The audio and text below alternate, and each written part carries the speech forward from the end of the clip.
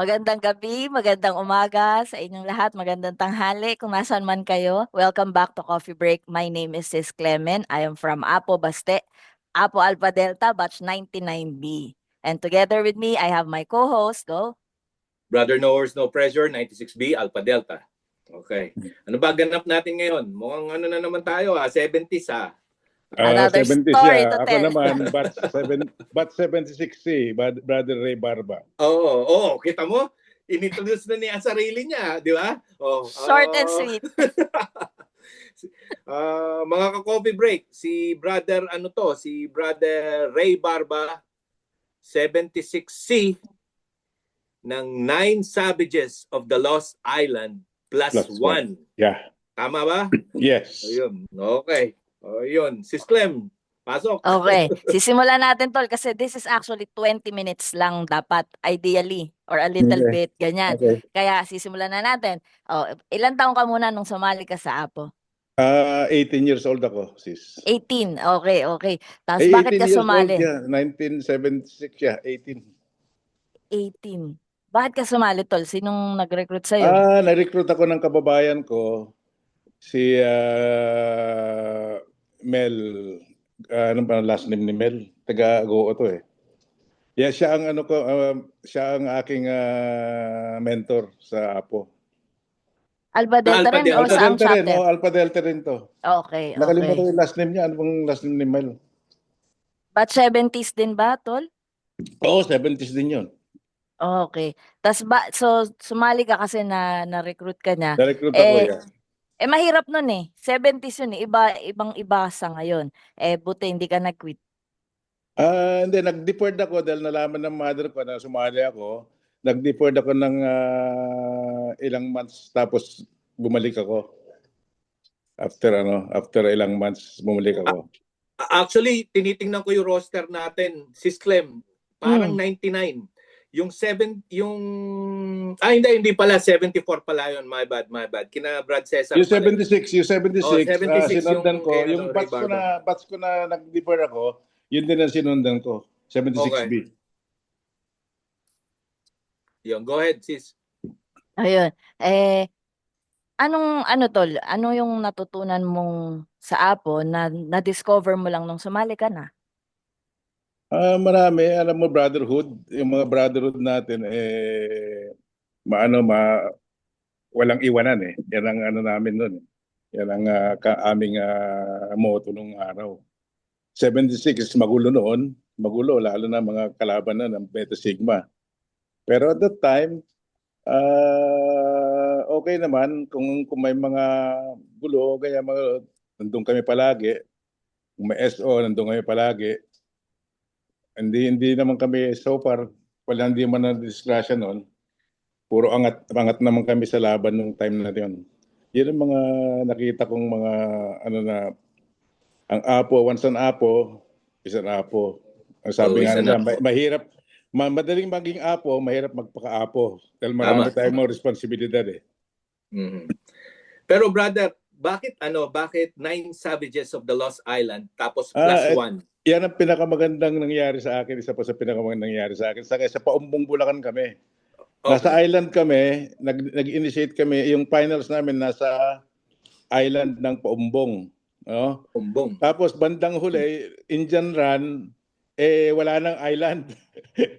Nag-high tide na. Nag-high tide na yan. Tapos Indian Run na. Ang hirap-hirap. Ang hirap din nilang humabol sa amin. Mahirap din kami tumakbo hanggang sa matapos kami. Yun lang. Kaya naging Nine Savages of the Lost Island kasi nawala yung island ng finals namin. Pero may nakalagay plus one eh. So may humabol? Si Jun San Juan yun. Okay. Si Jun San Juan, nag-plus one kasi hindi siya nakarating. So finals pa rin yun. After mga finals pa rin nila, mag-isa siya. Mas mahirap. Anong sabi mo na discover nung nanay nyo na sumali kayo tas na-deferred kayo? Oo, nagpa-deferred ako dahil nalaman ng mother ko. Sabi niya, wag ka na mag-aral. Meron akong meron mga kapatid ko, ganun din nangyari sa kanila. Hindi sila nagpa-deferred. Pumasok sila, hindi ko alam. Okay. Kumakamay na lang sila sa akin nung pumasa na sila. Sabi ko, nagpa-ritual ka na ba? Tapos na daw. Oh, Mm. hindi pa rin kita, Brad, kasi hindi ka nagsabi sa akin. Saang Tatlo chapter ba kami. yun? Tatlo kami, magkakapatid. Puro Alpha Delta nga kayong tatlo. Hindi. Yung isa sa BCF sa Baguio, tapos yung isa dito sa Alpha Eta, dito sa University Belt. So, ikaw yung nauna. Ako yung pinakauna, yes. Sumunod sila sa akin. Okay. Ayun. Go ahead, Tol Bombi. Brother, totoo ba na ano ka na naging vice president ka ng ACNA dati? Oo. Way back in kasi nung 2000, year 2000, nag-convention kami dito sa Houston, which is the best convention ever ng ano. Yun ang sabi nila. Sabi ng Okay. mga ng mga chapter dito sa USA. Ah, So, sabi ko, sige, subukan kong tumakbo mo ng vice president. Tumakbo ako 2002. Overwhelmingly, ang score is 52-10. Oo. Both yung yung Para presidente landslide. namin tsaka ako. Oo. Okay. Paano That's mo good. nagawa yun, Tol? Paano mo nilandslide alam mo, yun? politiko eh. Gastos yan eh. Gumastos Ah. sa mga $10,000 yung ginastos ko noon. Oh, Parang maiangat ko yung chapter namin dito sa alumni chapter namin dito sa Houston. Alumni Association. Oo, alumni association ng Houston. So, Tapos naging nanalo vice kami. president Very ka pa dyan. overwhelmingly, first time in history na nangyari yan. Usually, ang nangyayari dyan, 6 points, 6 Dikitan. votes lang ang diferensya. Pero nung kami, Ah. overwhelmingly, naging 52-10. Okay. Ayun. Kasama Tama. niyo si Brad Lucien dyan sa Texas? Kasama ko ngayon dito. Oo. Naging officer din yata si Lucien ng pero in the later years na. Vice president din daw siya dati. Ay, hindi ko alam kung vice president siya kasi by that time na hindi ako active noon, hindi na ako nag-active noon. Yeah, I think ayun yung unang meet ko sa noon, brother sa California, San Francisco ba tayo o sa yung reunion ng Baste? Diba? Sa San Francisco 'yon. San Francisco 'yon. Andun sila Boji Wasan, sila Freddy Barreto that time, yes. Ayun. Doon ko na-meet yung wife mo dati. Oo, Before, yung wife ko yung puti, yeah. Medyo magandang buhay namin dahil magandang negosyo, dahil may negosyo kami dati. Pero nung time na dumating ako dito, hindi muna ako nagpakita sa mga brad. Sabi ko, muna ako, hindi ako hihingi ng tulong hanggat kaya ko. So hanggang sa nagka-negosyo ako, tapos tuloy-tuloy. 1996 na nung nag-active ako sa Alumni Association dito. Anong taong ka ba dumating dyan, bro, sa US? 1992. 92 pa. Oo, 92 pa ako dito. Tapos 96 ka lang nagparamdam. Nakikita ako ng mga brad noon, pero sabi ko, hindi muna ako mag-active tol dahil busy pa ako sa Diskarte pa. negosyo. Diskarte muna tayo. Kailangan maayos ko muna ang buhay ko dito. At that time kasi, tourist pa lang ako noon. I see. Okay. Makulay pala yung buhay mo dyan, Tol. Ay, maraming mga naging problema dito, sis. Marami bago ako nakaroon ng papers dito. Pero it's about yung coming back, yung pagtayo, yun yung importante doon. Oo naman. Naging na ako nung pumasok na ako sa Alumni Association ng APO dito sa Houston. Isa na ako sa mga nag-spearhead ng mga dito programs dito. Yung Dallas, kami ang ng Dallas. Kami ang nagtayo ng Dallas. Oh, okay. Kami ang nagtayo ng Dallas Alumni Association. Kaya ako diyan, isa ako sa mga nagtayo diyan sa Dallas noon. Oo. Yun. Tsaka sabi ni Kid isa ka sa mga unang mga nag-brainstorm dito sa Amerika with Brad Carey Lasso. Oo, Jimmy Venturina. Naging bisita ko si Carey Lasso. Ng Alpha Delta USA alumni natin. Yeah. Naging bisita ko si Carey Lasso, naging bisita namin dito sa if I'm not mistaken, sa Pinehurst kami doon sa golf course na doon ko sila chinek-in sa Pinehurst sa San Diego. Yeah. Kaya alam ni Carey yan. Tol Ray, Brad Ray, so nasa California ka nun?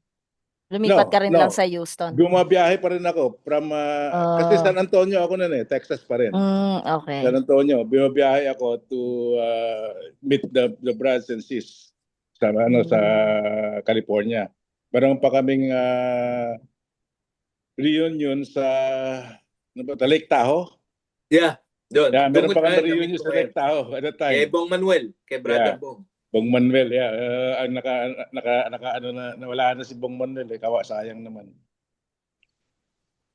Yeah.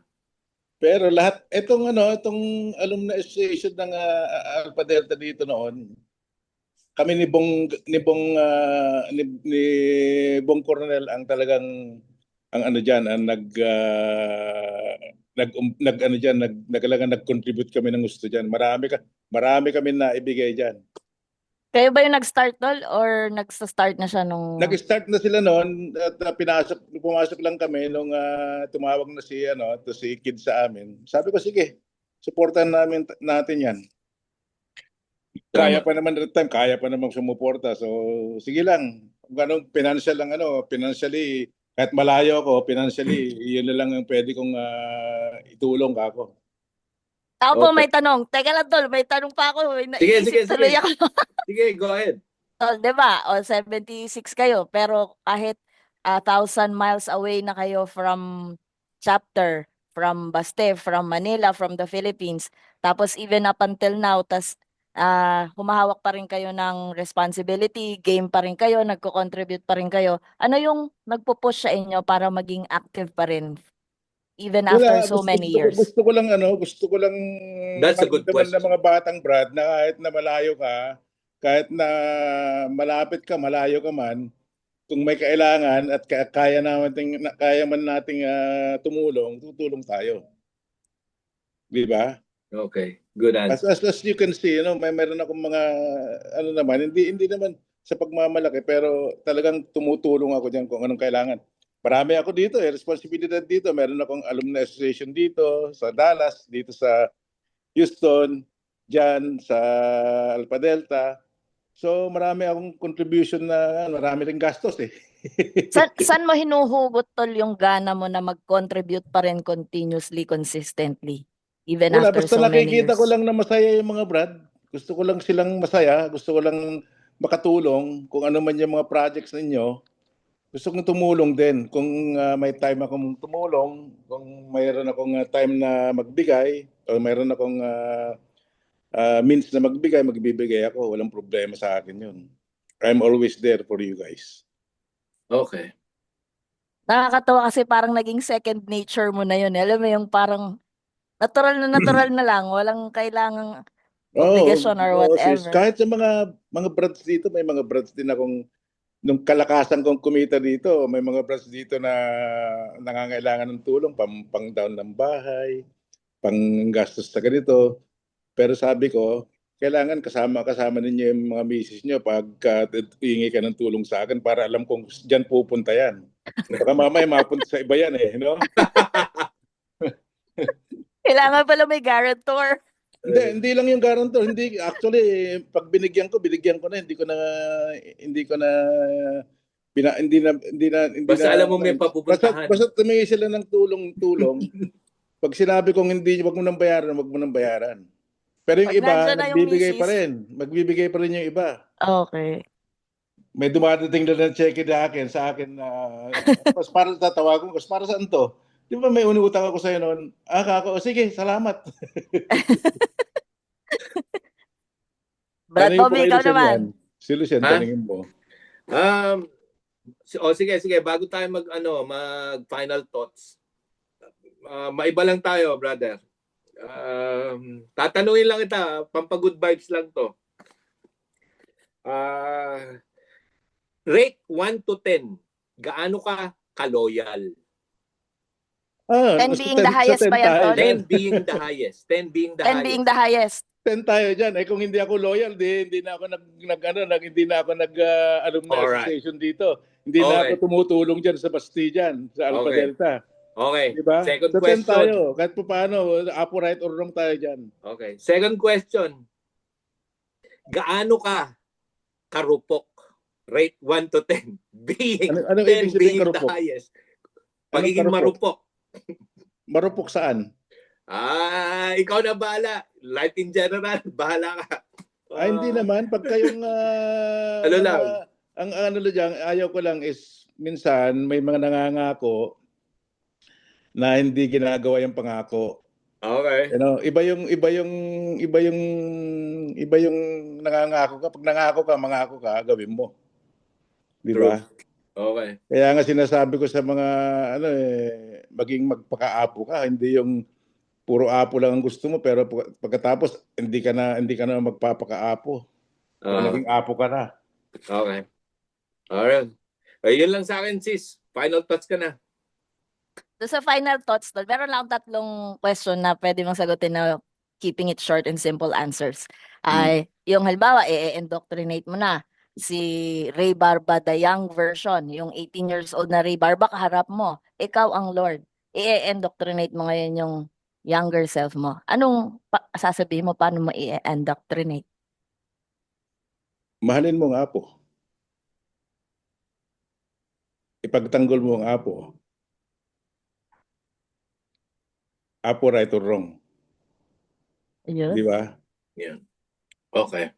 Yun ba rin yung natutunan mong parang the best learning na meron mo nung sumali ka sa Apo, or is there anything else? Sa ngayon, nakita ko na matatag ang Apo kasi nga international na tayo, international fraternity tayo, di ba?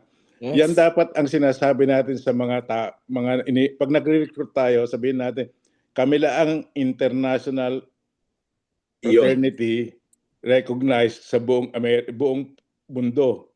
Yan dapat And na the palagi largest in the sasabihin world. pagka nagsasalita kayo at nagre-recruit kayo, wala nang iba, ito lang. Actually, yun yung tatanong ko pero sinagot na niya. Sige. Yan lang. Pagka ako gusto kong mag-recruit, din ko huwag ka nang sumali sa ibang fraternity. Dito ka na sa Apo. Kasi pagka ikaw nakapunta ka sa Amerika, sa ibang bansa, may mga Apo pa rin doon. Hindi lang dito sa Pilipinas yan, hanggang sa Amerika yan. Ngayon nga, number 1, Bill Clinton, brad natin. Brad natin yan. Tama. Yung asawa niya, ganoon din, si Hillary Clinton. Marami tayong mga dito, mga congressman, marami mga apo dito. Kaya maganda ang Michelle apo Obama yata honorary din yata or something. Sino? Si Michelle Obama. Honorary. Yung sabi nila. Parang si FBR, honorary si FBR. Kaya nung nagpunta dito sa Houston sa FBR, Apo Houston ang sa kanya, security sa kanya. That's good. But anyway, Mm-hmm. Sis Clem, I think na tayo mapuputol na to. Okay. Siguro sige. Na natin good luck to. Na lang. Pakisabi na lang, regards na lang to everybody. I-wrap up na natin to. Maraming salamat uli sa iyo, brother. Okay, Brad. Okay. Maraming salamat, Brad. Thank you. Salamat. Ayun. Sis Bye-bye. Clem. Lagi po nating tatandaan, itapon ang mali. Pulutin Itapon natin ang ang mali, tama. pulutin ang tama. Pusong apo. Pusong apo, dugong baste. Dugong baste. Ayun. Maraming salamat po. We are always there. Okay, bye. All right. Bye. Thank you, Salamat, brother. Brad Ray. Okay, thank you very much again. Tunay, Alpha Phi Omega, tagumpay na walang kapantay. Alpha Delta Chapter, hindi matinag. Advance para sa members, mula sa mga elders. Yo, coffee break laging tandaan.